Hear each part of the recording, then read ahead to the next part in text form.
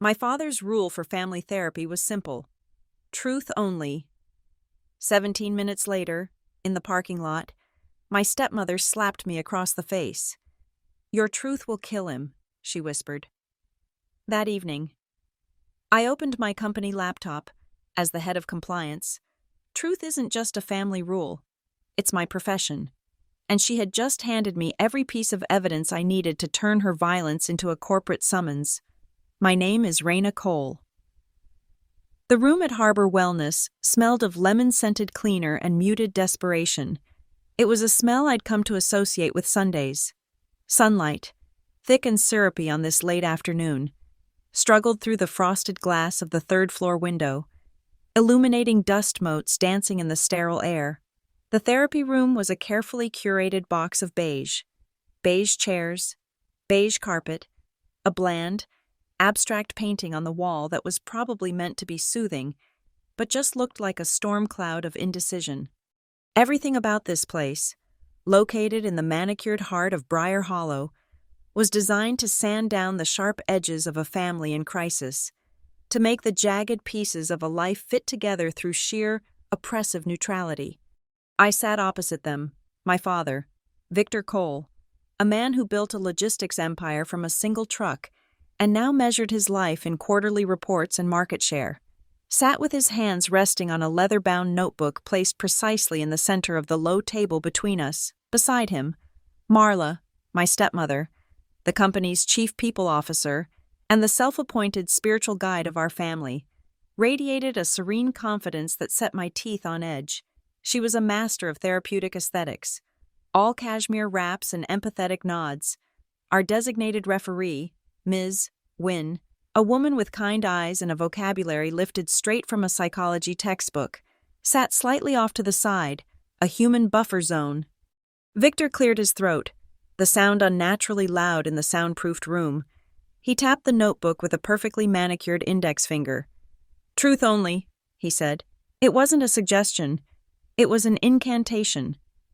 The opening bell for our weekly ritual of managed conflict. He'd said it every Sunday for the past 6 months, as if the phrase itself could purify the words that followed. It was his shield, a way to absolve himself of the mess by declaring the arena clean. Marla offered a small, victorious smile, her lips barely parting. It was a smile I knew well. It was the smile she wore in board meetings right after shutting down a subordinate's idea. The one that said, "I am reasonable, I am calm, and you are about to become hysterical." "Raina," Ms. Wynne began, her voice soft and encouraging. "You mentioned you wanted to discuss a feeling of disconnect this week. Can you elaborate?" I kept my hands folded in my lap, my posture a mirror of the control I was exerting over my own pulse.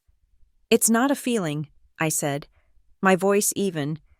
"It's an observation. It's about the Employee Wellness Fund at Granite Harbor, the one Marla manages." Victor's jaw tightened. A muscle jumped along the sharp line of it. This was a breach of protocol. We were here to talk about family feelings, not auditable facts. Marla's smile didn't waver. "Honey, I think we agreed to leave work at the office. This is our safe space. The fund has disbursed over $250,000 in the last 2 quarters for off-site mental health retreats that have no vendor contracts, no attendee lists, and no receipts," I continued, looking directly at my father. "That's not a feeling. That's a liability." "Raina, your tone," Marla interjected, her voice dripping with concern. She turned to Ms. Wynne, her expression a mask of pained matriarchal duty. "This is what I'm talking about. This accusatory energy. It's so aggressive. It makes it impossible for Victor and me to connect with her. She comes into our home, into this room, with this hostility. It's not about funds or contracts. It's about her attitude towards me, towards this family." She had done it. A perfect pivot. In 10 seconds, I was no longer a compliance officer flagging a financial anomaly. I was the difficult daughter, the ungrateful child poisoning the well with my negativity. My father's gaze shifted from me to the bland painting on the wall. He was checking out. He'd heard the magic words, Raina's attitude, and that was his cue to retreat into the safety of neutrality. He hated confrontation more than he hated financial mismanagement. "Raina," Ms. Wynne said, taking the bait. "Let's explore that. Do you feel your delivery might be creating a barrier?" My throat felt tight, a familiar sensation of being slowly strangled by beige upholstery and weaponized psychology. I could feel the blood pounding in my ears. I wanted to scream. I wanted to throw the table over and show them the spreadsheets, the color-coded lines tracking the money as it vanished into shell corporations. But I knew it would be useless. Here, data was irrelevant. Truth was whatever Marla decided it was. I took a slow breath. My delivery is direct. The facts are the facts. "But facts can be weaponized, dear," Marla said, her voice a gentle caress. "Sometimes, the most loving thing we can do is protect people from truths they aren't ready for." She glanced at Victor. A flicker of something, a warning, a reminder, passing between them. He straightened his tie, a nervous tic he'd had my entire life. The session ended as it always did, with a stalemate cloaked in therapeutic jargon. Ms. Wynne, sensing she'd lost control, resorted to her closing move. "I think we've made some progress in identifying communication patterns," she said, a sentence that meant absolutely nothing. "For this week, I'd like each of you to take some time to journal your feelings. Write down what you're experiencing without judgment." My father nodded gravely, as if he'd just been handed a sacred text. Marla beamed. "A wonderful idea. I find writing to be so cleansing." I nodded too, because it was the fastest way to get out of that suffocating room. The parking lot felt vast and exposed after the confines of the office. The sun was lower now, casting long shadows from the gleaming SUVs and luxury sedans that populated the executive section of the lot. My own car, a practical sedan, was parked 2 rows over. I was halfway to it when Marla's voice cut through the quiet hum of the afternoon. "Raina, a word." I turned. She was standing between a black Escalade and a silver Porsche Cayenne, a narrow canyon of polished metal. She had moved with a speed that belied her serene demeanor. My father was 10, maybe 12, paces behind her, near their car. As I met his eyes, he looked away, pulling his phone from his pocket and raising it to his ear in a pantomime of a sudden, urgent call. A familiar, cold knot formed in my stomach. He wasn't just ignoring this. He was actively performing his ignorance.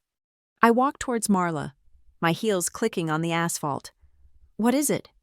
She waited until I was close, until the shadows from the 2 massive vehicles enveloped us. Her voice was no longer the soft, concerned coo from the therapy room. It was low and hard, stripped of all pretense. "You do not bring company business into that room again. You do not bring my funds, my projects, into our family time. Do you understand me?" "They're not your funds, Marla. They're the company's, and they're missing." "You are a child playing with things you don't comprehend," she hissed. "This is about family. It's about protecting your father." Before I could process the words, her hand shot out. The crack of her palm against my cheek echoed in the enclosed space. My head snapped to the side, my hair whipping across my face. Stars exploded behind my eyes, and the world tilted for a second. The sting was sharp, electric, followed by a blooming heat that spread across my skin. I tasted copper. I turned my head back slowly, my eyes wide with shock. Her face was contorted, the mask of serenity shattered, revealing something ugly and furious beneath. And then she hit me again. Same spot. This time, I saw it coming. Her heavy platinum wedding ring, the one my father had given her, scraped my cheekbone. It was a sharp, searing line of pain, distinct from the blunt force of the slap itself. My hand flew to my face, my fingers coming away with a delicate smear of red. It wasn't much, just a thin, clean line of blood, but it felt like a brand. Through the ringing in my ears, I was aware of 2 things with absolute clarity. First, my father, still on his feigned phone call, his back turned completely to us now, a statue of deliberate denial. He was choosing not to see. He was an accessory. Second, a small dark dome mounted on the beige brick wall of the wellness center, just above the entrance to the underground garage. A single, blinking red light pulsed steadily from its center, a security camera. Its lens was pointed directly at us. I lowered my hand from my cheek and met Marla's furious gaze. My own shock was already receding, replaced by a profound, chilling calm. The noise in my head went silent. The confusion, the hurt, the years of suppressed anger, it all distilled into a single, pure point of focus. I looked past her, past my father's cowardly back, and stared directly into the unblinking eye of the camera. I wanted it to see me. I wanted this moment recorded, logged, and preserved. Marla saw where I was looking. A flicker of uncertainty crossed her face, but it was too late. The damage was done. The evidence was created. I held the camera's gaze for a long moment, making a silent contract. Then, I lowered my eyes to meet hers again. I spoke, but the words were not for her. They were for me. A vow whispered into the space between us, quiet and absolute. All right, truth. Granite Harbor Holdings is my father's monument to himself, built from the ground up. It began as a regional trucking company and metastasized over 3 decades into a sprawling logistics and supply chain data services conglomerate. It's a beast of efficiency, a complex network of warehouses, servers, and predictive algorithms that track the flow of global commerce down to the last pallet and microchip. My father, Victor Cole, sees it not as a company but as a legacy, a testament to his vision and relentless drive. He is the architect and the king, and every king needs a queen. Enter Marla. When she married my father 5 years ago, she didn't just join our family. She colonized his company as chief people officer. She embarked on a crusade to remake Granite Harbor in her own image. The concrete walls of the corporate headquarters were soon covered in posters bearing her signature aphorisms, printed in a soft, flowing font over images of serene landscapes. Kindness first. Empathy is our engine. Connect with compassion. She therapized the entire organization with laminated platitudes. She introduced Mindfulness Mondays and mandatory gratitude circles in team meetings to the outside world and to the fawning local business journals. She was the soulful counterbalance to my father's ruthless pragmatism, the woman who gave the corporate machine a heart. I didn't get my job through her or through him. I came in through the side door, armed with a law degree and a specialization in corporate governance from Georgetown. I started in the legal department as junior counsel, keeping my head down and my work product flawless. I made it my business to understand the company's intricate operational and regulatory framework better than anyone else. In 3 years, I was promoted to head of compliance, a position I earned by untangling a nightmarish customs dispute in the port of Shanghai that had stumped our entire executive team. My father approved the promotion with a curt nod, a flicker of pride warring with his ingrained suspicion of nepotism. My domain became the company's conscience, policy, procedure, and the anonymous whistleblower hotline.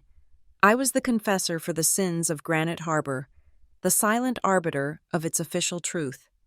This dual reality, the public performance versus the private truth, defined my life. I'd see our family's photograph in the Briar Hollow Gazette under a headline like The Benevolent Clan of Granite Harbor, a carefully posed shot of us at some charity gala. Victor, looking stoic and powerful. Marla, radiant in a designer gown, her hand resting proprietarily on his arm, and me, smiling a tight, practiced smile that didn't reach my eyes. We were a brand. The Coles, pillars of the community, philanthropists, the living embodiment of the kindness first mantra Marla sold to our employees. The performance continued at home. Sunday dinners were mandatory. We'd gather in the cavernous dining room of the house my father built, the one Marla had redecorated in shades of white and gold, and eat her signature baked pasta. It was always the same dish, a bland, cheesy casserole that was less about nourishment and more about a demonstration of domesticity. Over dinner, She would recount tales of her latest healing initiatives at work. "I had a lovely chat with the team in accounts receivable today," she'd announce. "We're starting a new program to help them reframe invoice disputes as opportunities for connection. It's all about building a culture of healing." My father would nod, absorbing her words as proof that his kingdom was not only profitable but also virtuous. I played my part. I listened, I passed the salt, and I kept my mouth shut. But I was always watching, always listening. My job trained me to see the cracks in any system. About 2 years ago, I found the first one. It was a line item in a quarterly expense report for the HR department, a fund designated for executive wellness retreats. The withdrawals were substantial and consistently made to a single vendor, but there were no corresponding invoices, no travel authorizations, no documentation of any kind. It was a black hole in the budget. I brought it to my father, laying out the paperwork on his massive oak desk one evening after everyone else had gone home. I was careful, framing it as a procedural lapse, a potential vulnerability in our internal controls. "There's no supporting documentation for these payments," I explained, pointing to the figures. "From a compliance standpoint, it's a red flag." He studied the report for a long moment, his brow furrowed. Then he pushed it back across the desk toward me. "Let Marla handle it," he said, his voice clipped. "It's her department. I don't want to micromanage her." "But this is a financial control issue," I pressed. "It's my job to—" "And it's my company," he cut in, his tone final. "Let Marla handle it." The next day, I approached Marla in her office, a space that looked more like a yoga studio than a corporate suite, complete with a trickling water fountain and a collection of smooth stones on her desk. I presented the same issue, using the same neutral, professional language. She didn't even look at the documents.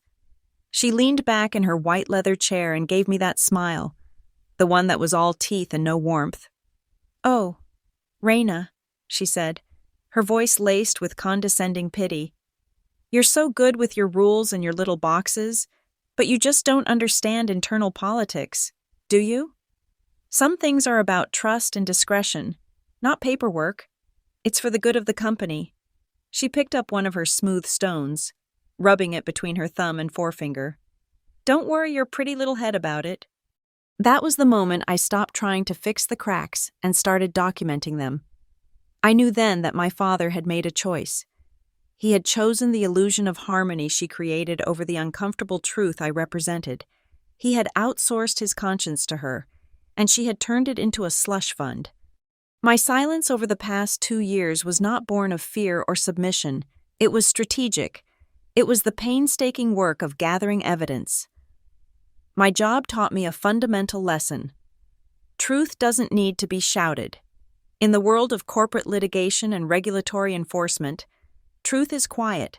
It's a signed contract, a time-stamped email, a logged IP address, an unalterable entry in a blockchain ledger. Hysteria is dismissed, outrage is ignored, but a meticulously constructed chain of custody is irrefutable.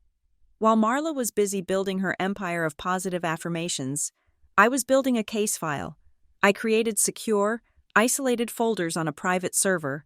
I cross-referenced expense reports with vendor registration databases. I noted every complaint that came through the whistleblower hotline about HR pressuring employees to sign non-standard NDAs. I logged every instance where the kindness-first culture was used as a shield for managerial abuse. I waited. I knew a confrontation was inevitable, but I also knew it had to happen on the right terms. A purely familial dispute would be my word against hers. A messy, emotional battle I was guaranteed to lose. My father would retreat. Marla would play the victim, and I would be cast as the jealous, unstable daughter. I couldn't fight her on her turf. The shifting, subjective battlefield of feelings and family dynamics, I had to fight her on mine. The unyielding, objective ground of corporate policy and legal liability. The slap in the parking lot was not just an assault, it was a gift. It was a physical, documented, and witnessed event that bridged the gap between the family drama and the corporate code of conduct. It was a breach, not just of my trust, but of executive policy.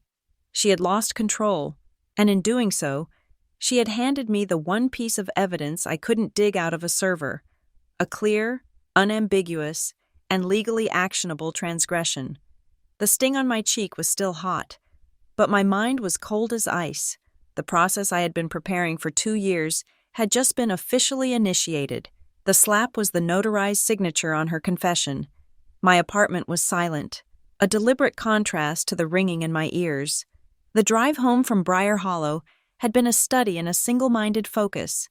I didn't turn on the radio. I didn't answer the 2 calls that came through from my father, which I'd let go to voicemail. I walked into my sterile, modern living room, the city lights of the harbor glittering like a cold fire below, and I did not stop. I dropped my keys in the glass bowl by the door, walked directly to my home office, and woke my encrypted work laptop. The skin on my cheek was tight and hot, a physical reminder of the breach. It was no longer a family matter. It was a data point. My fingers flew across the keyboard. My first email was not to my father, not to HR, but to the third-party management company for the Harbor Wellness Building. My tone was not that of a victim. It was that of a tenant executive.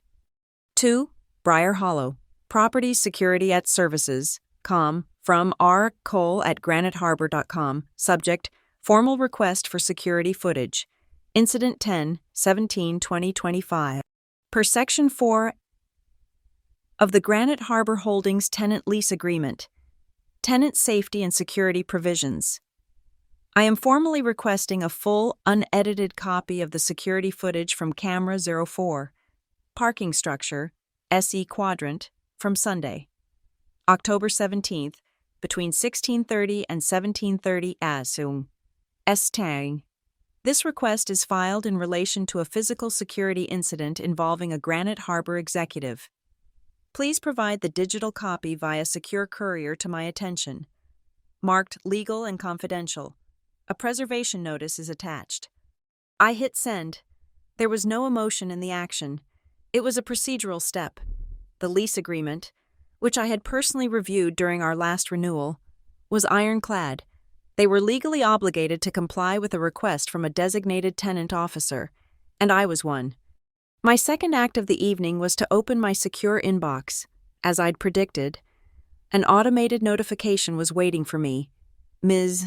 Wynne, our therapist, had filed her report. It wasn't an email. It was a PDF uploaded to the secure messaging portal of the Wellness Clinic.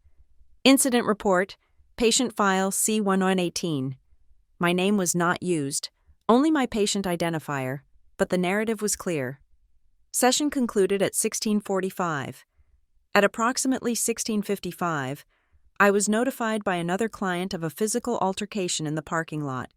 I observed patient V01, Victor, turned away while patient M01, Marla, initiated physical contact, 2 strikes, open palm, with patient R01, Raina. Verbal threats were overheard. As a mandated reporter for intimate partner and family violence, this report has been filed with clinic administration. I downloaded the PDF, re-encrypted it, and saved it to my private case file. Ms. Wynne was a professional. Her career, her license, depended on following procedure. She had just become my first and most credible third-party witness. Now, the real work. The slap was the catalyst, but the fraud was the ammunition. I opened my parallel file, the one I had been building for 2 years, the Harbor Hearts Wellness Fund, Marla's personal slush pile. I had the list of disbursements. Tonight, I was connecting them. The 2 largest vendors, the ones with no invoices, were Sable Juniper LLC and Quiet Ember LLC. The names were meant to sound boutique, exclusive, and vaguely therapeutic. They sounded to me like they'd been generated by an online name randomizer. I ran them through the Delaware Secretary of State database, the anonymous haven for shell corporations. Both were registered on the same day. 18 months prior, both listed the same registered agent service. This was standard. But the filing officer address, the one required for the initial paperwork, was not a law firm. It was a private mail drop box in a strip mall in a different county. P.O. Box 714. My heart didn't race. It settled. It grew colder, more efficient. I swiveled in my chair, unlocked a personal drawer, and pulled out a thin file I'd kept from 5 years ago. It was the wedding announcement from the Briar Hollow Gazette, Marla, beaming, on my father's arm. Tucked behind it was a copy of the reply card I'd never sent, the return address for gifts. Before she had officially moved into the Cole mansion, was a P.O. box for her private correspondence. P.O. Box 714. I scanned the reply card. The digital file snapped into place next to the LLC registration forms. I had her. The money wasn't just missing. It was being routed directly into shell companies she had personally established using her pre-marriage address. This wasn't a breach of policy. It was felony wire fraud. The skin on my cheek throbbed, a dull, steady beat in time with the blinking cursor. This was no longer just about the money, or the slap. It was about the system she had corrupted. I logged into the secure administrator portal for the anonymous whistleblower hotline. This was my system. I had built it. I had written the code of conduct that guaranteed its integrity, and she had used it as a weapon. I pulled the logs for the last 12 months. My search query was specific. Marla Cole, HR, retaliation, NDA. The results painted a picture far uglier than simple theft. Log 0045. I reported a manager for verbal abuse. My complaint was routed to Marla Cole. The next day, I was told my negative attitude was disruptive, and I was being forced to sign a wellness engagement NDA to keep my job. I was told if I didn't sign, my annual bonus would be reevaluated. Log 0051. HR is forcing us to attend personal coaching sessions with an outside vendor, Sable Juniper. The sessions are just us listening to the coach talk about Marla's genius. It feels like a cult. When I asked to opt out, I was transferred from the finance department to data entry on the night shift. Log 0062. I was verbally harassed by an executive. I reported it to the hotline. Marla herself called me into her office, said my report was damaging to the Granite Harbor family, and threatened to cut my performance bonus unless I reconsidered my statement. There were 3 of them. 3 anonymous reports, all describing the same pattern: power abuse, retaliation, and the weaponization of human resources, all linked back to Marla. She hadn't just stolen money. She had actively silenced victims. She had used the company's resources to threaten and intimidate employees, all while plastering the walls with kindness first. The rage I'd suppressed in that therapy room was gone. It had been replaced by something far more potent: the absolute, crystalline certainty of my next actions. This was a system-wide infection, and I was the surgeon. My fingers moved to a different keyboard, the one that accessed my administrator privileges for the entire Granite Harbor data network. I typed the command, the one that only myself, the general counsel, and the CEO had the authority to issue.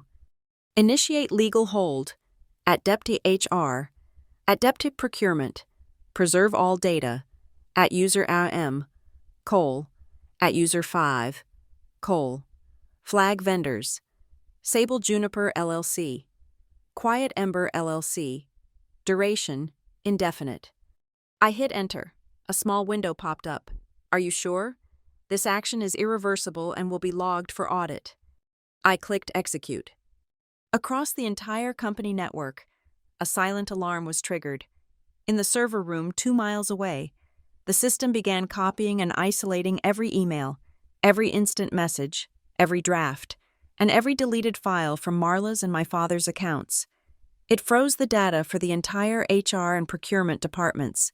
Nothing could be permanently deleted now. Any attempt to do so would be logged.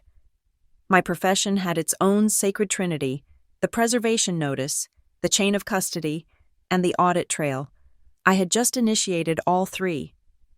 Marla could try to burn the evidence now. It wouldn't matter. I already had the ashes, and the system was recording the match she was using. The last step. I spent the next 2 hours compiling everything into a single, devastatingly simple summary. I wrote with the cold, detached prose of a federal prosecutor. I created a timeline. Financial malfeasance. Disbursement logs for Harbor Hearts Fund. Direct conflict of interest. LLC registration forms for Sable Juniper and Quiet Ember. Linked to Marla Cole's personal P.O. box. Systemic abuse of power. Anonymized whistleblower logs. 0045, 051, 062. Detailing retaliation and witness tampering. Coercive legal practices. Copies of the non-standard wellness engagement NDAs. Executive misconduct and physical assault. Incident report. PDF from Harbor Wellness, Ms. Wynn. Corroborating evidence. Formal request for, and pending delivery of, security footage from the building. I did not include a single word of my own emotion. I did not mention the word stepmother or daughter. I referred to everyone by their corporate titles. Victor Cole, CEO, Marla Cole, CPO, and Raina Cole, Head of Compliance. The facts were enough. The facts were everything. I logged into the one communication channel that Marla and my father had no access to. The Board of Directors Secure Portal. This was for independent directors only. The ones who didn't work in the building. The ones whose only legal duty was to the shareholders, not to the CEO. My email was addressed to Amara Pike, the independent chair of the board, a formidable retired judge who ate arrogance for breakfast. I attached the single, encrypted summary file. I wrote a brief, formal cover note, and in the subject line, I typed the only 2 words that mattered. Truth. Per policy. I sent the 18-page report at 2:03 a.m. It was a sterile, brutal document, composed entirely of data, log files, and appended exhibits. Exhibit A was the parking lot video, a silent, 17-second clip that was more damning than any testimony. Exhibit B was Ms. Wynn's mandated incident report, a clinical third-party validation of physical violence. Exhibit C was the financial breakdown, the flow of $320,000 over 14 months from the Harbor Hearts Fund into Quiet Ember LLC, an entity I had tied directly to Marla's pre-marriage private mailbox. The line item description for the transfer was campus renewal, a fiction. Exhibit D was the final, fatal piece of evidence, a scanned image of a handwritten ledger note from Marla's discretionary fund, authorizing the project with 2 words, therapy optics. The board's secure portal was not like email. It was a digital vault. It was designed for CEO removal, hostile takeovers, and existential corporate threats. It did not just send a file. It logged the access of every user. It was a clean room, and I had just deposited a bomb in the middle of it. At 2:05 a.m., the log showed, file opened, A. Pike, Amara Pike, the independent chair, a former federal judge who viewed corporate governance as a secular religion. At 2:07 a.m., file opened, J. Moriyama. At 2:09 a.m., file opened, T. Al-Jamil. The 3 most powerful independent directors on my father's board were now in possession of the truth. I did not have to wait long. At 3:14 a.m., an official calendar invitation materialized in my inbox. The sender was Amara Pike. Subject: urgent and mandatory. Special committee meeting. Time: 8:00 a.m. Today. Location: boardroom, 20th floor. Required attendees: A. Pike, J. Moriyama, T. Al-Jamil, R. Cole. My name was on the list. My father's was not. Marla's was not. I did not sleep. I used the remaining pre-dawn hours to wall off the infection. At 3:20 a.m., I sent a formal memorandum to the Deputy General Counsel, deliberately bypassing the General Counsel who reported directly to my father. Subject: formal notification of material conflict of interest. Per Sections 8.2 and 11.4 of the Granite Harbor Code of Conduct, please be advised that I, Raina Cole, Head of Compliance, have filed a formal report with the independent directors of the board concerning potential gross misconduct, wire fraud, and systemic fiduciary breach related to the Chief People Officer, Marla Cole. Given the CPO's spousal relationship with the CEO, Victor Cole, a material conflict of interest is now in effect. All corporate legal resources relative to this matter are to be firewalled from the CEO's office and placed under the sole direction of the special committee, as designated by the independent chair. It was a procedural knife thrust, cutting my father out of the legal chain of command before he even knew the battle had begun. At 5:22 a.m., my personal phone, silent on my desk, lit up, a text message from my father. The legal hold I'd placed on his account must have finally triggered a high-priority alert. Call me, now. Whatever you think you're doing, you're making a dangerous mistake. This is family. Raina. My fingers were steady on the screen. I am following procedure, per policy. I set the phone face down. The sun had not yet fully risen when the email chime for the entire company rang out at 7:00 a.m. It was from Marla. Subject: announcing Granite Harbor's first annual Kindness Week. Good morning, Granite Harbor family. To celebrate our unique culture of healing and connection, I am thrilled to launch Kindness Week. We'll have gratitude stations, guided meditation pop-ups, and my new favorite program, Hugs at the Hub. Starting today, I will be by the main elevator bank at 8:30 a.m. to offer a personal hug to any employee who needs one. Let's make this a week of profound empathy. Remember, kindness first. It was so spectacularly, psychotically tone-deaf that I almost laughed.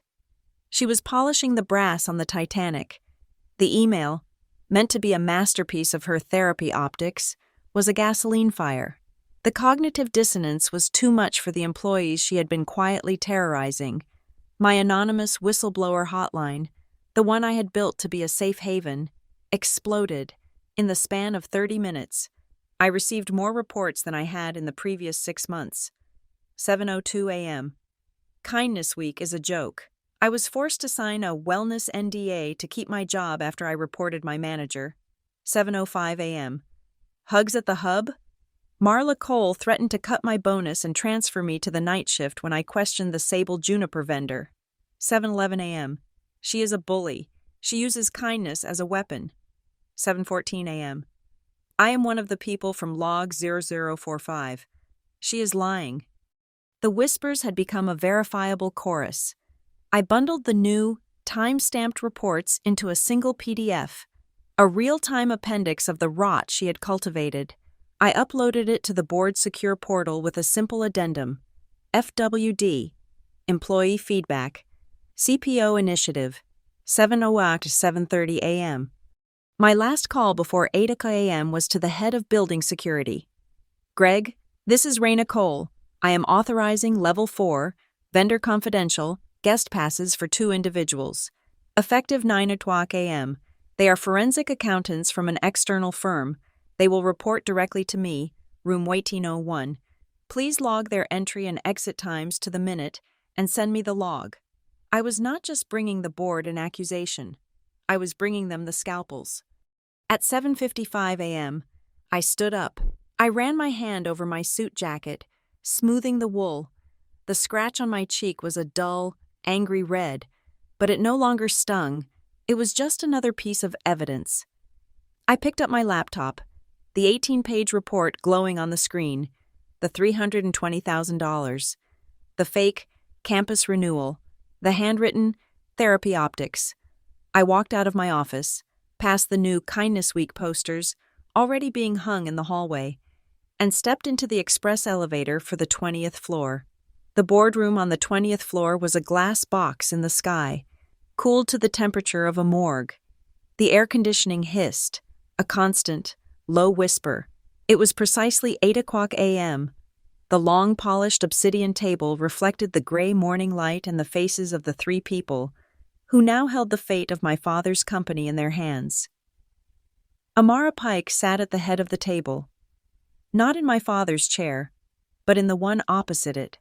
Her posture was ramrod straight, her expression impassive. To her right sat David Chen, the forensic accountant I'd requested, a small, neat man with eyes that seemed to see everything in spreadsheets. To her left was Eleanor Vance, the independent counsel the board kept on retainer for moments exactly like this, a woman whose entire presence radiated expensive, lethal competence. I was at the far end of the table, my laptop open. The large screen at the front of the room was a mirror of my own.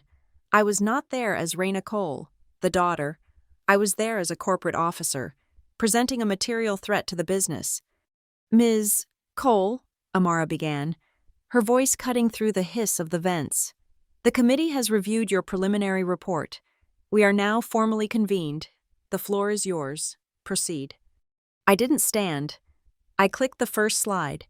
A simple timeline appeared on the screen, a black line stretching across a white background. "Good morning. This presentation will establish a pattern of conduct by the Chief People Officer, Marla Cole, that constitutes gross misconduct, fiduciary breach, and corporate malfeasance. The timeline begins 18 months ago." I walked them through it with the detached precision of a pilot going through a pre-flight checklist. First, the money. I showed them the creation of Sable Juniper LLC and Quiet Ember LLC, the registration documents bearing the PMO box address Marla used before her marriage. I showed them the corresponding flow of funds from the Harbor Hearts Initiative, $320,000 in 14 months, coded as campus renewal. "Exhibit A," I said, and a scanned copy of Marla's handwritten ledger note filled the screen. The two words seemed to hang in the cold air. Therapy optics. David Chen, the accountant, spoke for the first time, his voice dry as dust. "The term optics suggests the funds were allocated for the appearance of a program, not its substance. It implies intent to deceive." Next, I moved to the abuse of power. I displayed the anonymized whistleblower reports, highlighting the key phrases: "forced to sign," "threatened to cut my bonus," "retaliation." I showed them the non-standard wellness engagement NDAs, pointing out the clauses that violated state labor laws. Eleanor Vance, the lawyer, leaned forward. "These are not just policy violations. Ms. Cole, these are potentially illegal coercion contracts. They could invalidate our entire employee arbitration agreement and open us to a class action lawsuit." Finally, I came to the catalyst. At 16:55 yesterday, following a private family counseling session, I was physically assaulted by Marla Cole in the building's parking structure. I clicked the play button. The silent, grainy footage filled the screen. There was no audio, but none was needed. The visual was stark, brutal, and undeniable. Marla's furious face, the first slap, my head snapping back, the second slap, the glint of her ring catching the light as it connected with my cheek, my own calm, deliberate look directly into the camera lens.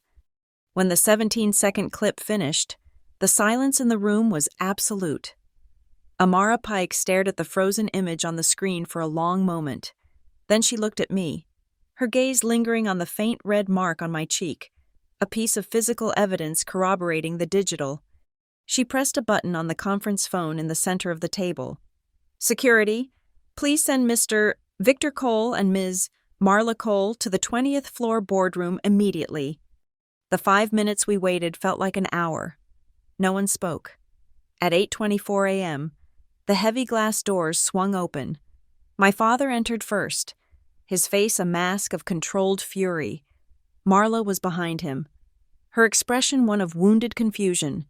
She was already in character, the victim of a terrible misunderstanding. She was even wearing white. "Amara, what is the meaning of this?" my father began, his voice booming with the authority he was used to wielding. "Pulling us into a meeting without an agenda." "Sit down, Victor," Amara said. It was not a request. He hesitated, then took a seat, Marla sinking gracefully into the chair beside him.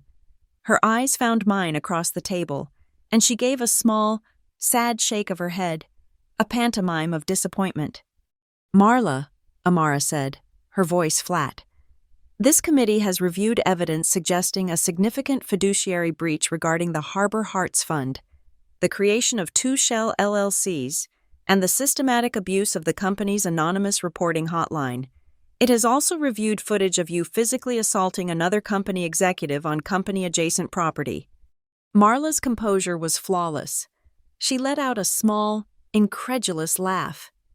She turned to my father, then back to Amara, her eyes wide with manufactured disbelief. Amara, with all due respect, this is a family matter. This is not a company issue. Raina is troubled. She has deep-seated resentment towards me, and she's twisting a private, emotional family disagreement into a corporate witch hunt. The slap. It was a mistake. I was emotional. I acted as a mother, not as an executive. It was her only defense, and she played it perfectly. She was trying to drag the entire proceeding from the courtroom into the therapy room, where facts were subjective and feelings were king. I didn't say a word. I just clicked to the next slide. The screen behind her filled with the crisp, black and white text of a corporate document. Granite Harbor. Holdings. Executive Code of Conduct. Section 3, Paragraph 2. Any act of violence, physical intimidation, or threat thereof, committed by an executive against any employee, vendor, or affiliate, whether on or off company property, is considered a zero-tolerance violation. The company ecosystem is defined as any context in which professional relationships are a factor. Can you identify this document, Marla? I asked, my voice even. She stared at the screen. Her name was at the bottom of the page, a flawless, looping signature under the title, Author and Ratifier, Marla Cole, Chief People Officer. She had written the very policy she had just violated. My father saw the trap closing. He stood up, placing his hands on the table. All right, that's enough. There are clearly issues here. We will handle this internally. Marla will take a leave of absence. Raina and I will work through our family issues. This does not need to be a board matter. He was trying to shrink the crisis, to pull it back inside the family walls where he could control it, smother it, and preserve the image. Amara Pike looked up at him and picked up her pen. She tapped it once on the obsidian table. The sound was like a gunshot. No, the word hung in the air, a final, unappealable verdict. She turned her attention to David Chen. Mr. Chen, you had one more item? The forensic accountant nodded, clicking a key on his own laptop. A new image appeared on the main screen. It was a satellite view of a luxurious beachfront property in Sunridge Cove. The LLC, Quiet Ember, made a single payment of $85,000 for a 6-month lease on this villa, he said, and their social media monitoring software found a recent location-tagged photo from this property. He clicked again. The picture was from an anonymous travel blog, a shot of the villa's infinity pool at sunset. In the reflection on the glass of the patio door, indistinct but unmistakable, was the silhouette of a woman with Marla's exact profile and hairstyle, holding a glass of wine. Marla made a small, choked sound, the last of the color drained from her face. The vote is on a single motion, Amara announced, her eyes sweeping over her two fellow directors, to place Marla Cole on immediate, indefinite administrative leave, to revoke all physical and digital access to company property and systems, and to authorize a full, independent forensic audit of the HR department to be supervised by this committee. All in favor? Aye, said Jiro Moriyama. Aye, said Tariq Al-Jamil. The motion passes, 3-0. Amara declared. She looked at me. Ms. Cole, a list of systems to be locked, if you please. I was ready. I pushed my laptop forward. Primary access to the HRIS and payroll systems, the vendor payment portal, all administrative access to company-wide email. And I'd recommend a specific lock on her ability to create or modify email forwarding rules, immediately. Security guards, who had been waiting silently in the hall, entered the room. They approached Marla. Ma'am, we'll need to escort you from the building. Please leave your laptop, phone, and access badge on the table. My father didn't look at her. He looked at me. The expression on his face was one I had never seen before. It wasn't anger.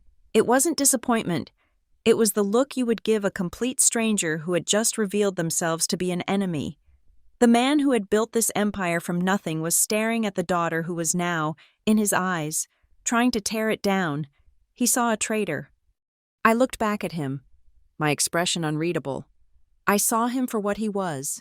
Not a king, not a father, but a witness who had turned his back.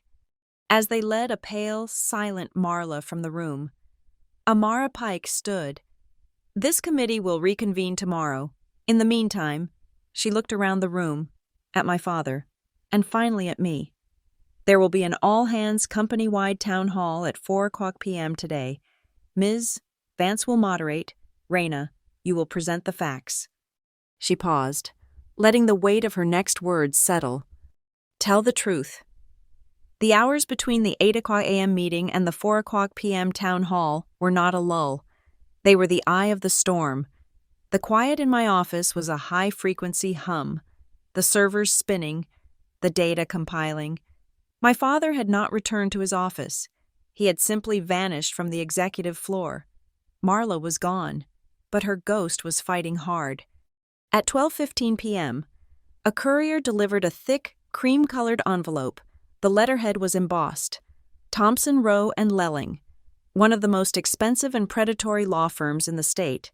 The letter was a 2-page masterpiece of legal aggression. It accused me of tortious interference, defamation, and intentional infliction of emotional distress. It claimed I had used my corporate position to unlawfully access and disseminate private information in a malicious and calculated campaign of familial harassment. They demanded I retract my report to the board and issue a public apology, or face a lawsuit that would seek damages in the tens of millions. It was fast. It was brutal. It was pure Marla. Simultaneously, my internal network monitoring console lit up. A new blog, Harbor Truths, had just gone live. The first and only post was a long, saccharine diatribe titled, "A Daughter's Jealousy, a Mother's Pain." It didn't use our names, but the allusions were unmistakable. It painted a picture of a troubled, vindictive stepdaughter who had never accepted her father's new happiness and was now using her position in the company to fabricate lies and destroy a good woman.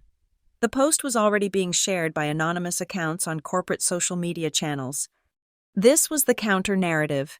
She was trying to drag the entire battle back onto her turf, to make it a messy, emotional family drama. She wanted to reframe me as the hysterical daughter, not the head of compliance. She was predictable. I didn't call our lawyers. I sent a simple instant message to my lead in cybersecurity. New blog, Harbor Truths. Find the origin IP. The response came back in under 90 seconds. Got it. The IP address is 24.101.9.82.1. It's a dedicated high-speed line, traces to a rental property in Sunridge Cove. The villa. She was sitting in the very house she'd leased with stolen company money, typing out a blog post about how she was the victim. The arrogance was staggering. The stupidity was a gift. This pathetic counterattack triggered my own. I had anticipated a move like this, that my father, or the board, might get cold feet and try to silence me, to seize my files and bury the investigation. I had prepared a final insurance policy. I navigated to a secure, partitioned server and activated a protocol I'd built 6 months ago. It was an encrypted data packet, addressed to the lead enforcement auditor at the State Attorney General's office. It contained the entire 18-page report, the financial traces, and the whistleblower logs. It was a dead man's switch. If my corporate credentials were to be suspended, revoked, or altered in any way, the system would require me to enter a 128-bit decryption key every 2 hours. If I failed to do so, the packet would be sent automatically. I turned the switch from dormant to active. I was now untouchable. If they tried to fire me to shut me up, they would automatically trigger a state-level investigation. A message popped up from David, the forensic accountant, who was now camped out in the 18th floor conference room with his team. "You need to see this. I'm in the Exchange server logs from Cole."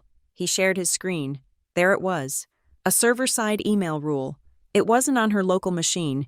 It was embedded in the network itself, set to run before her inbox ever received the messages.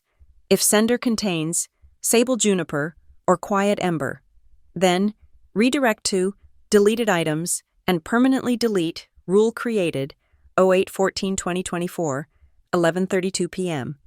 My blood ran cold. I checked my own logs.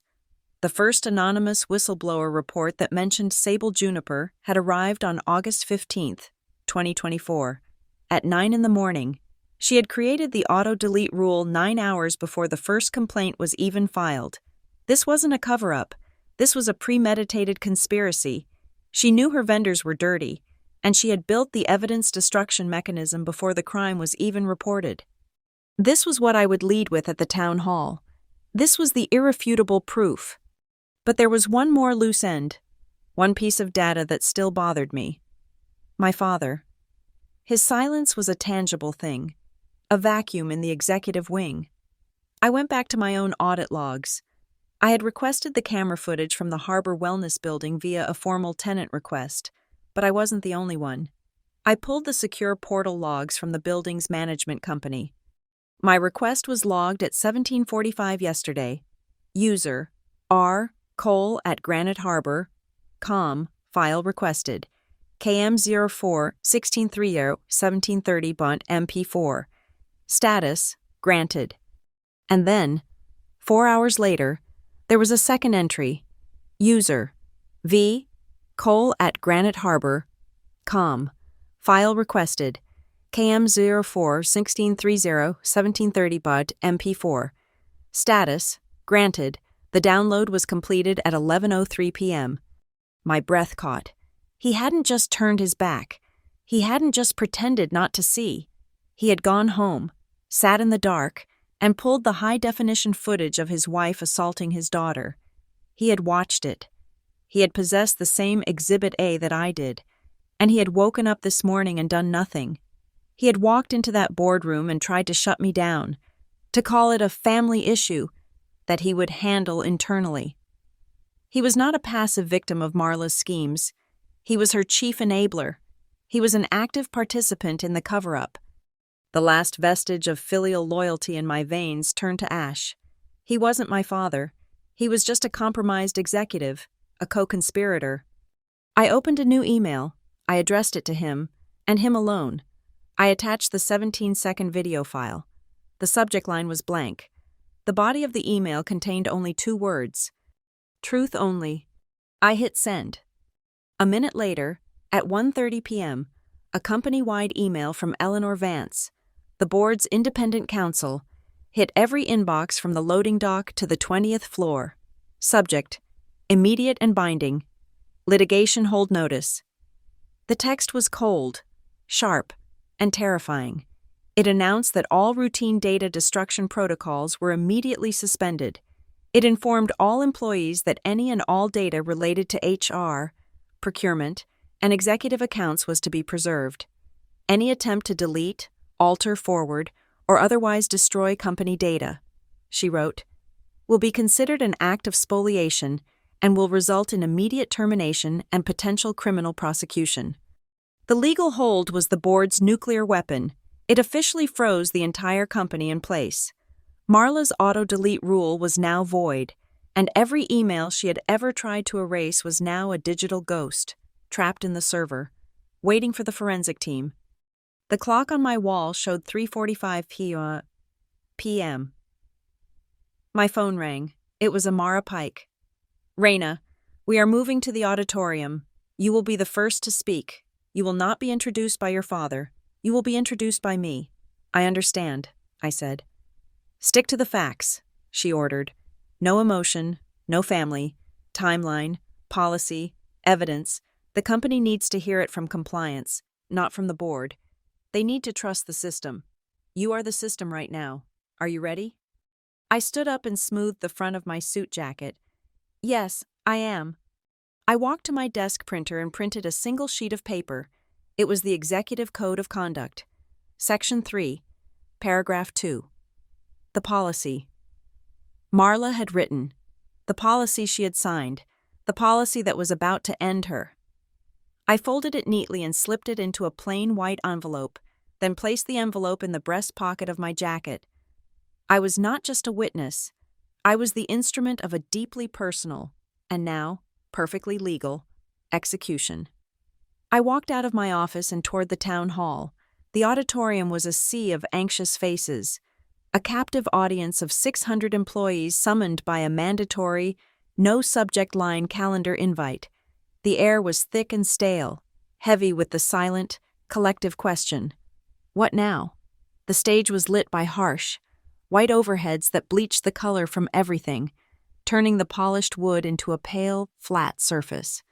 At the back of the room, a single red light glowed on the internal live stream camera, broadcasting this moment to every terminal in our global network.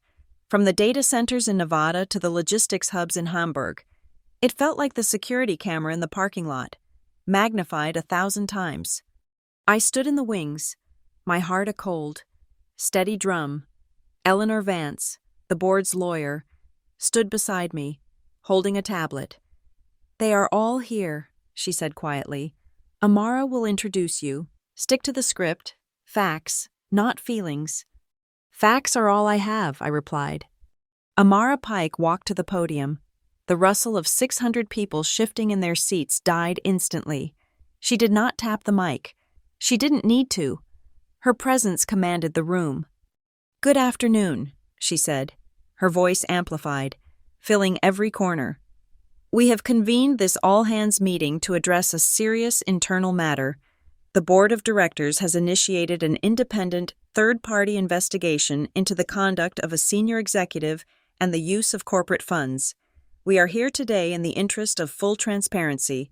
To that end, I am turning the floor over to our head of compliance, Raina Cole, who will present the facts as they are known." She turned and looked at me. It was the signal. I walked out from the wings.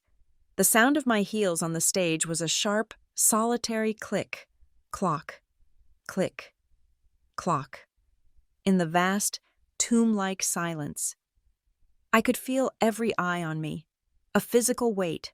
I saw faces I knew, analysts, coders, HR managers who had worked under Marla, warehouse supervisors. They all looked terrified.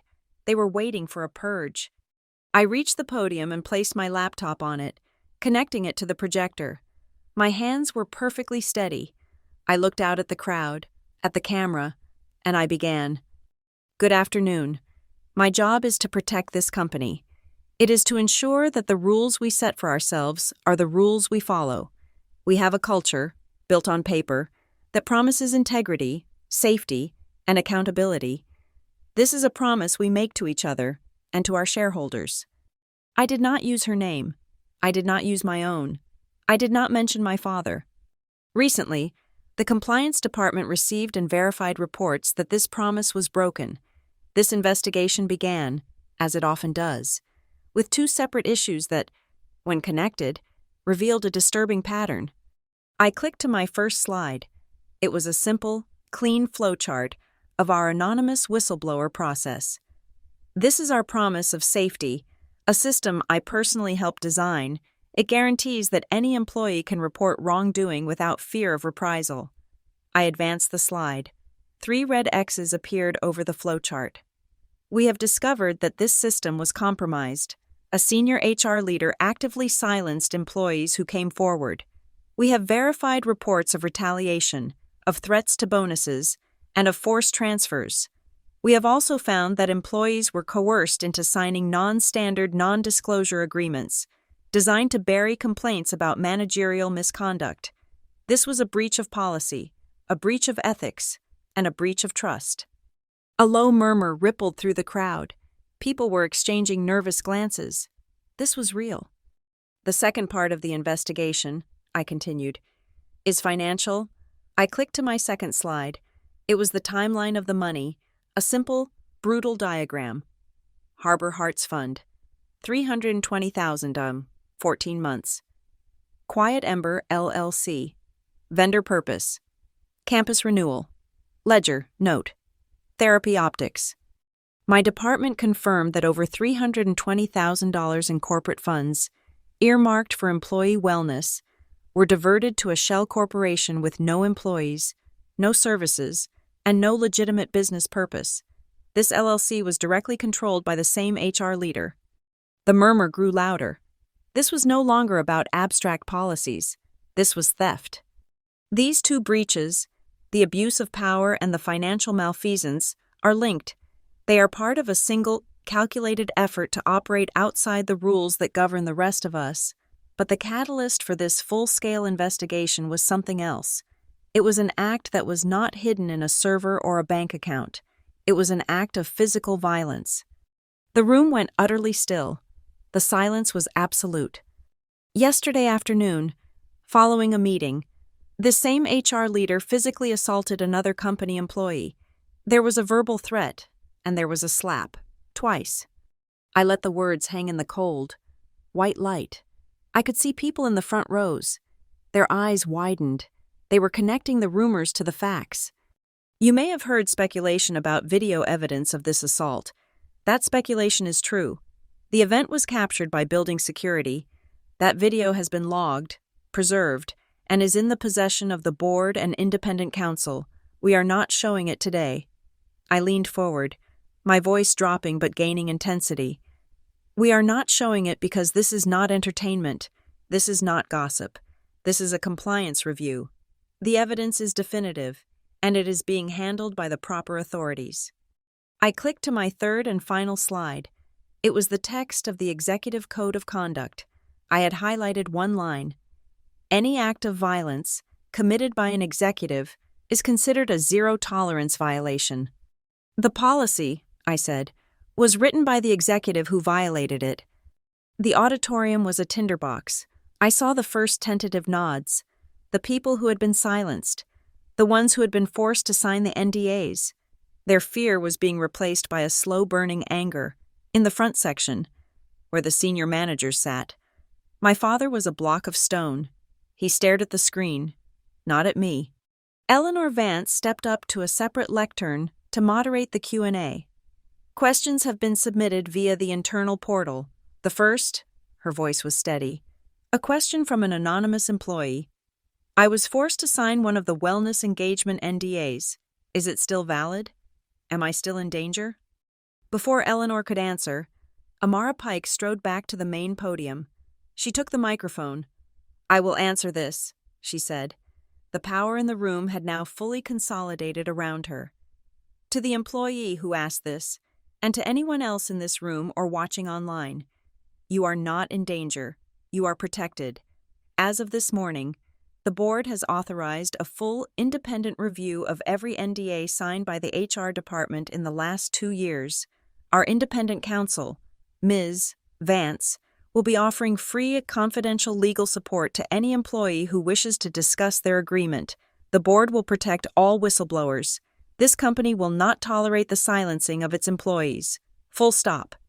Another question flashed on the prompter, then a third.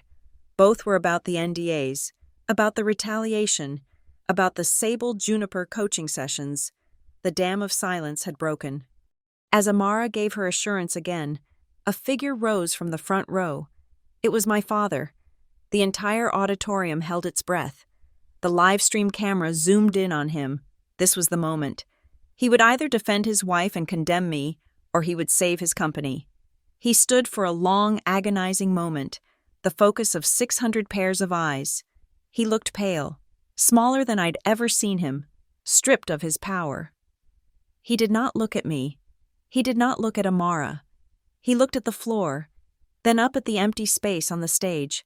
When he spoke, his voice was hollow, but it was clear, amplified by the stage mics. I trust the process. It was a full surrender.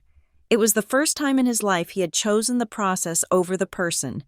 He had chosen the corporation over his family, over Marla. He had chosen survival. He sat down. The tension in the room broke. I stepped back to the podium one last time, to deliver the closing line, the line I had been holding for 2 years. I looked directly into the red light of the live stream camera, speaking to everyone in the room, and to one person I knew was watching from outside. Marla Cole is no longer with this company. Her access has been terminated. Her conduct was a violation of everything we claimed to be. But the posters she hung in our hallways were not the problem. The problem is believing that culture is a poster. My voice was clear, cold, and final. Culture isn't a poster. It's a paper trail. It's an expense report. It's an NDA. It's a security log. From today forward, We will be a company of paper trails, not platitudes. We will be a company of proof. Thank you. I turned and walked off the stage. There was no cheer. There was no sudden burst of applause. Instead, a different sound began. It started in the back, a slow, hesitant clapping, then another, and another. It wasn't loud. It wasn't celebratory. It was thick and heavy. The sound of 600 people slowly, grimly, confirming their commitment. It was the sound of a promise being remade, not with kindness, but with cold, hard, verifiable truth. As I reached the wings, my phone buzzed in my pocket. It was a text from Greg, the head of security. 1622. Ms. Cole, for your situational awareness. Subject M. Cole attempted to gain entry via a guest pass at the main gate. Per your order. Access was denied. She is currently on the public sidewalk, watching the live stream on her phone. The town hall was not an ending. It was an amputation. The immediate, feverish crisis of Marla's presence had been excised, but the sickness she had introduced to the system remained, and the forensic team I'd unleashed was now cutting deep to find its roots. The 18th floor became a sealed environment, a clean room where David's team of accountants and data specialists hunted through the digital wreckage. The atmosphere in the building was thick with a toxic cocktail of relief and paranoia. People avoided my gaze in the hallways, unsure if I was a savior or an executioner. My father remained locked in his office on the 20th floor, a king in self-imposed exile, communicating only through terse, formal emails. He had made his choice at the town hall. I trust the process, and in doing so, had walled himself off, hoping the process would be satisfied with Marla and leave his throne untouched. On the second day of the audit, David, the forensic lead, messaged me. Raina, I need you to come to the war room. We found something on the CPO's local drive. It's not financial. The hard drive they'd pulled from Marla's office laptop had been fully decrypted. When I entered the room, David had an open document on his screen. It wasn't a spreadsheet. It was a Word file, buried in a folder named Personal. The file was titled Notes for E. It was a letter that was never sent. It was dated from 6 months ago, right after a particularly bitter argument I'd had with my father, and it was addressed to my mother, who died of cancer 12 years ago. Elara, it began, and my breath hitched. He's still so broken without you. He sees you in her, you know, but she's not you. She doesn't have your softness. She has all of his sharp edges, all of his coldness, and none of his vision. He looks at her and he sees a failure, a reminder of what he lost. He needs healing. He needs someone to make him whole again. She only knows how to cut.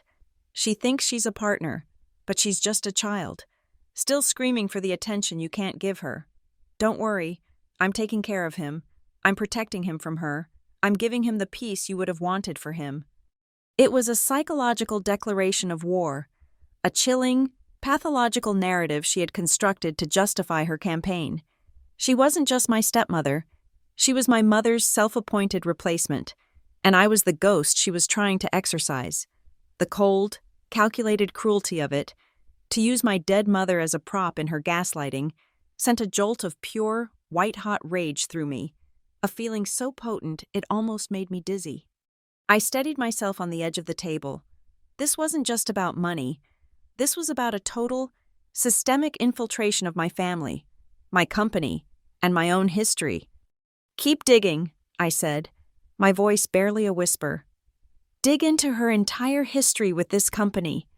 The letter was a key. It unlocked a new level of inquiry. If she was this methodical in her personal cruelty, she would be just as methodical in her corporate crimes. I went beyond the 2-year scope of my initial file. I pulled the master vendor logs from a decade ago, back when my mother was still alive, back when Marla was just a name I'd never heard. And there she was, 10 years ago. Marla Taggart, not an employee, a temporary contractor, listed under Culture and Branding Consulting, and the payments weren't standard invoices. They were marked Cash Disbursement, per V, C, Authorization. My father. He had been paying her in cash. Consulting fees, long before my mother's diagnosis, long before their public relationship. She hadn't just married the CEO, she had been on his private payroll for a decade. As I stared at the payment log, David's team sent me another file. They had cracked her personal cloud backup. It was a photograph, a selfie from 7 years ago. The day she signed her full-time CPO contract, she was beaming in her new, empty office. Behind her, on a large whiteboard, was a cluster of notes from her planning session, and in her looping, confident handwriting, I saw the phrase, circled in red, "Truth optics equals cheaper than ethics." This was her founding principle, not kindness first. This, the entire culture of healing, was a calculated financial strategy. It was cheaper to project an image of truth than to actually be ethical. The rage I'd felt from the letter was now gone, replaced by a glacial calm. I had the why. Now I needed the how. I followed the money again. The $320,000 for her wellness fund? Where did it come from? I ran a comparative budget analysis. This year versus 3 years ago. The answer was sickening. The money hadn't been new capital. It had been reallocated. 3 years ago, Granite Harbor had a robust employee scholarship fund, a program my mother had established for the children of our warehouse workers and truck drivers. In Marla's first budget as CPO, that fund had been slashed by 40%. The exact amount, $320,000, was redirected to her new, discretionary Harbor Hearts Wellness Fund. She had stolen scholarship money from truckers' kids to pay for her villa in Sunridge Cove. The town hall had opened the floodgates. The employees who had lived in fear of Marla now saw the board had taken my side, and they began to fight back. An email appeared in my inbox from a mid-level HR manager. "Raina, I don't know if this is safe, but you said to trust the system. I have something." It was a WAV file, a 15-minute audio recording from an off-record HR team meeting 2 months prior, right after our quarterly auditors had sent a routine request for vendor files. I put on my headphones. The voice was unmistakably Marla's, not the soft, therapeutic coo, but the hard, fast whisper I'd heard in the parking lot. "They're asking for the Sable and Quiet Ember files. That's a fishing expedition. We're not giving it to them. Janet, I want you to go into the procurement server and clean those directories. Not just delete. I want you to use the sanitation wipe. I want them gone. If they ask again, we say the files were corrupted in the last server migration. It's our word against theirs. This is not a discussion. This is a cleanup. Do it by end of day." It was a direct, unambiguous order to destroy evidence and obstruct an audit. A felony. I forwarded the file to Eleanor Vance. Her reply was instant. "Stay in your office." I was fitting the last pieces together. The newly empowered whistleblower hotline lit up again. This time, the employee from log 0051, the one transferred to the night shift, uploaded the entire email chain. It showed his initial complaint. Marla's response, "Your attitude is not aligned with our healing culture." And the final email from her to the scheduling manager, "Find a new place for him. I don't care where. Just get him off the day shift. Effective immediately." It was the smoking gun for retaliation. Signed and dated. I had the violence, the fraud, the conspiracy, the retaliation, and the spoliation. All I needed was the final link to my father. I found it in his own archived sent items, the ones the legal hold had preserved. An email from him to Marla, 1 year ago, after the Briar Hollow Gazette had named them Philanthropists of the Year for her Kindness First campaign. His message was short. "This is excellent. The image is perfect. Just maintain it for me, no matter the cost. Keep it quiet." He didn't just enable her, he ordered the optics. He funded the lie. He was the bank, and she was the architect. My phone rang. It was Eleanor Vance. "Raina, I am in a meeting with Amara Pike. I have just reviewed the audio file and your father's email. I am formally recommending to the board that Victor Cole be suspended from all operational duties and barred from all decisions related to this investigation. He is no longer a passive party. He is a subject of it." I hung up the phone. I looked at the constellation of evidence on my multiple screens. The letter to my dead mother, the cash payments, the Truth Optics photo, the stolen scholarship money, the order to delete files, the email from my father. The whole rotten picture was finally clear. It was a perfect closed loop of domestic violence, corporate abuse, systemic retaliation, and soft money laundering, all wrapped in a therapeutic beige blanket. The slap in the parking lot wasn't the beginning of the crime. It was just the moment the mask of a decade-long conspiracy had slipped. I took a deep, steadying breath. The burning, personal need for revenge, the daughter's need to punish the woman who had hit her and the father who had watched, was gone. That small, hot emotion was dwarfed by the massive, cold reality of the system she had built and he had funded. This was never just about a family. It was about an infection that had corrupted the entire organism. My revenge was no longer personal. It was structural. I was not a daughter avenging a slap. I was the head of compliance, and I was here to purge the entire system. The final hearing was convened at 7:00 p.m. The boardroom, which had been a cold, sterile space in the morning, now felt like a high-altitude tribunal. Night had fallen, and the city lights of Briar Hollow spread out below the floor-to-ceiling windows like a galaxy of fallen stars. The full board of directors was present this time. 7 of them, seated along the obsidian table. At the far end, in the chairs usually reserved for junior staff, sat my father and Marla. They were no longer executives. They were subjects, isolated and exposed under the recessed LED lighting. I sat beside Eleanor Vance, the independent counsel. In front of me was my laptop and a single, sealed white envelope. Amara Pike, as independent chair, presided. "This special session of the board is now called to order," Amara began, her voice resonating with judicial finality. "This committee has completed its preliminary investigation. We are here tonight to vote on 2 motions. First, a motion of no confidence and for cause termination of the Chief People Officer, Marla Cole. Second, a motion to temporarily restrict the operational authority of the Chief Executive Officer, Victor Cole, pending the conclusion of the full audit." She paused, her gaze sweeping across the table. "Before we proceed, Ms. Cole, our head of compliance, will present a final risk assessment." It was my cue. I projected a single, dense slide onto the main screen. It wasn't a spreadsheet. It was a web of connections, a map. "This is the Granite Harbor Reputational Risk Map," I began, my voice steady and devoid of emotion. "The nodes in green are our top-tier clients. As you can see, they include 2 federal government contracts and 7 Fortune 100 companies. Each of these contracts," I clicked, and glowing red lines connected the nodes to text boxes, "contains a morals and ethics clause. They require us to maintain the highest standards of corporate governance and to report any material breach or investigation related to fraud or employee malfeasance." I let the implications sink in. A public scandal involving the CPO and CEO, centered on wire fraud and systemic employee retaliation, would trigger these clauses. It would give these clients legal grounds to terminate their contracts. The combined value of these contracts, I clicked again, and a number appeared at the bottom of the screen in large red font, is over $400 million in annual revenue. That is the financial cost of inaction. I sat down.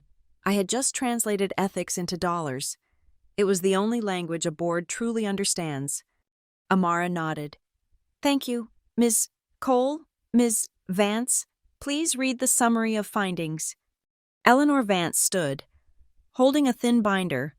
Her voice was sharp, each word a legal hammer blow. "The findings of the special committee are as follows. 1. A clear and documented violation of Section 3 of the Granite Harbor Executive Code of Conduct regarding workplace violence. 2. A pattern of financial disbursements from a corporate fund to 2 shell LLCs, established and controlled by Marla Cole, indicative of felony wire fraud. 3. 3 verified instances, supported by whistleblower testimony, of employee retaliation for using the company's anonymous reporting system. 4. A direct order, captured on audio recording, from Marla Cole to subordinates to permanently delete and destroy evidence subject to a pending audit, an act constituting criminal spoliation. And 5. Evidence that the CEO, Victor Cole, was aware of the optics-driven strategy and enabled the financial and ethical breaches in order to maintain a specific public image. She closed the binder. The committee finds that the evidence is conclusive and overwhelming. Amara Pike looked down the table to the far end. Marla Cole, you are invited to make a final statement to the board. This was it, her last stand. She rose slowly, her hands trembling slightly. The mask of serene confidence was gone, replaced by a desperate, theatrical fragility. Her voice, when it came, was thick with emotion, cracking just enough to sound wounded. This isn't a board matter, she began, her eyes pleading. This is a personal tragedy. This is a vendetta. Raina, my stepdaughter, has orchestrated this entire nightmare out of jealousy and resentment. She has twisted a private family argument, a single moment of emotional weakness, into a corporate conspiracy. I made mistakes. I was trying to protect my husband. I was trying to build a beautiful, healing culture. This isn't about policies or funds. This is about a broken family, and a daughter who is willing to burn down her own father's company to hurt me.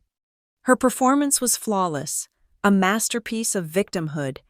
In another room, it might even have worked, but in this cold glass box, surrounded by lawyers and accountants, her emotional appeal was useless. The data was irrefutable. When she finished, I did not respond. I simply stood, picked up the white envelope from my desk, and walked the length of the table. I placed it gently in the center of the obsidian surface, directly in front of Amara Pike. The silence was electric. "What is this, Ms. Cole?" Amara asked. "It's the policy," I said quietly. "The one she wrote." Amara picked up the envelope, slid it open with a letter opener, and slid out the single sheet of paper. She read it silently, her expression unreadable. Then, she looked up, her eyes locking on Marla. She leaned into her microphone. "Ms. Cole," Amara said, her voice dangerously soft. "I am reading from the policy you authored and signed. Section 3. It describes any act of executive violence as a zero-tolerance violation, and it prescribes a single consequence." She held up the paper.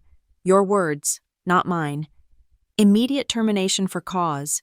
According to the rules that you yourself implemented, what is the mandatory outcome here?" Marla stared, speechless. The trap was perfect. As Amara spoke, 2 uniformed security guards, who had been standing impassively by the main doors, straightened their postures. One of them spoke quietly into his wrist communicator.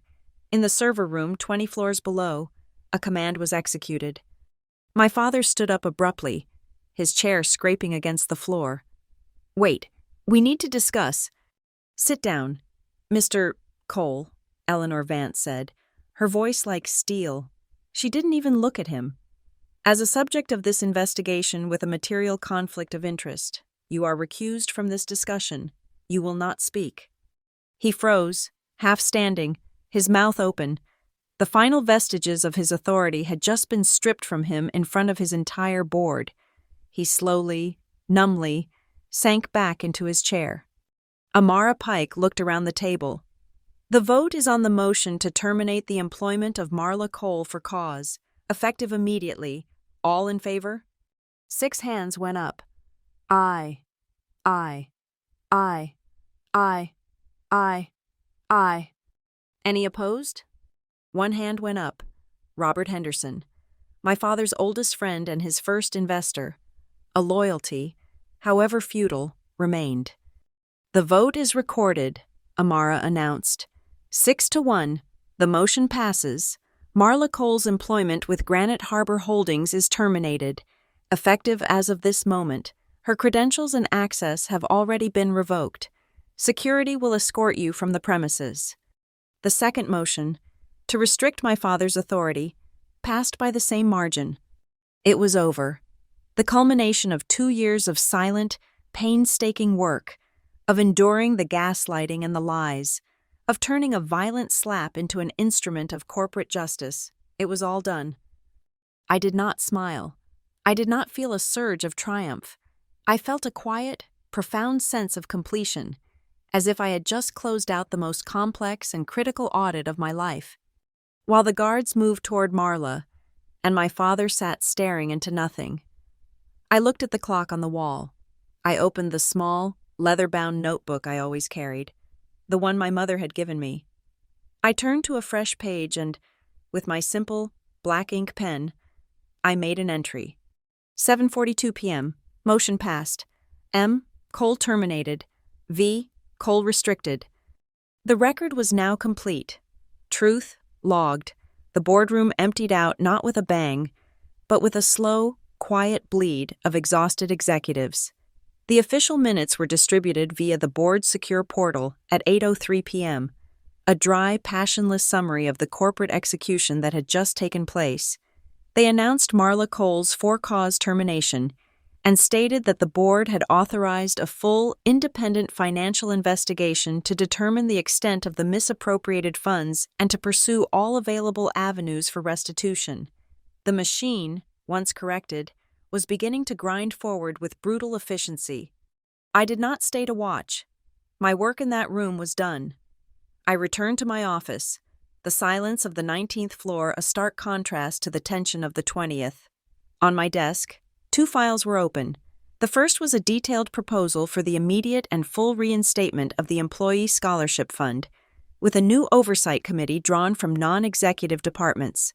The second was a contract with a highly regarded, independent employee assistance program, offering free, confidential counseling to any Granite Harbor employee, effective immediately. I attached both to a formal memorandum addressed to Amara Pike and the independent directors. My subject line was simple: corrective action plan. The system wasn't just purged, it was being rebuilt, fortified against the sickness of slogans. As I hit send, a shadow fell across my doorway. It was my father. He looked smaller, diminished, the C-suite power suit hanging on him like a costume. He didn't enter the room, just stood there in the empty hallway, a ghost haunting the empire he had built. The anger was gone from his face, replaced by a deep, hollow confusion. "I wasn't ready.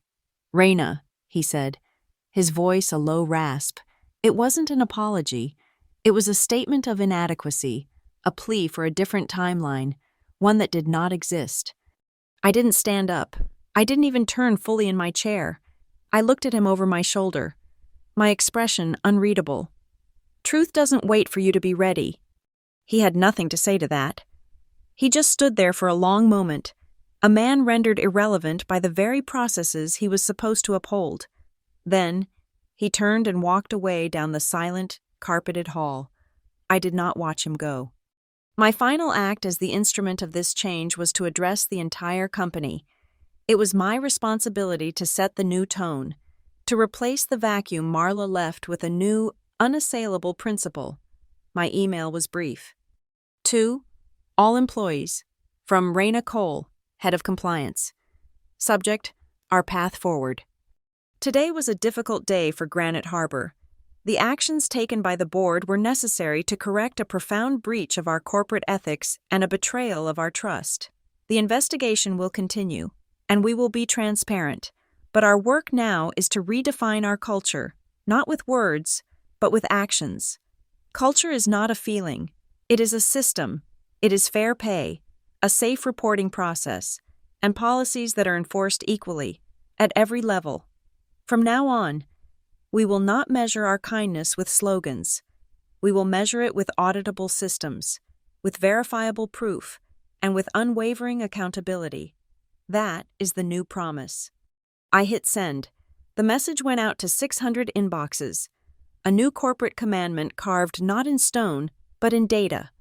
My personal phone buzzed on the desk, a text from a number I didn't have saved, but I knew who it was. Ms. Wynne. The message was 4 words. I did my part.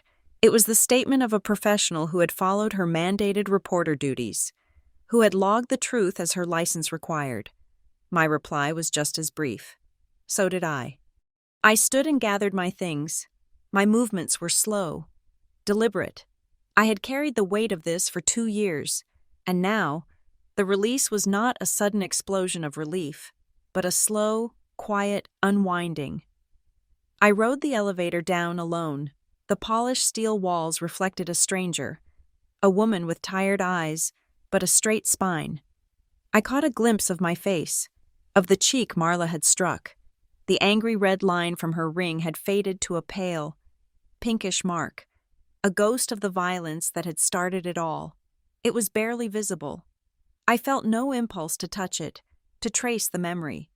The scar was no longer necessary. The evidence had been logged. The case was closed. Back in my office, I logged into my laptop one last time to shut it down. As the system prepared to sleep, a final notification from the audit software I had installed flashed on the screen. It was a simple, automated message, confirming the final data transfer to the board's secure servers. Audit complete. All items logged. I closed the lid. The lobby was empty, the security guard at the main desk giving me a respectful, wide-berth nod as I approached. I walked across the vast marble expanse, my footsteps echoing in the cathedral-like space. The air was cool and still. No one called my name. No one tried to stop me. I pushed through the heavy glass doors and stepped out into the Briar Hollow night. The air was different out here. A brisk wind blew in from the harbor, carrying the sharp, clean scent of salt and distance. It felt like the first real breath I had taken in years. It washed over me, clearing the last of the stale, recycled air of the boardroom from my lungs. I didn't look back. I just started walking. My path took me past the front of the building, past the large, multi-panel LED screen that was the centerpiece of the corporate plaza. For 5 years, it had displayed a constant, looping video of a smiling Marla with her signature phrase, "Kindness first," rendered in a soft, elegant script beneath her. But tonight, it was dark. The slogan had been taken down. The screen was a blank, black mirror, and as I walked past, it caught my reflection.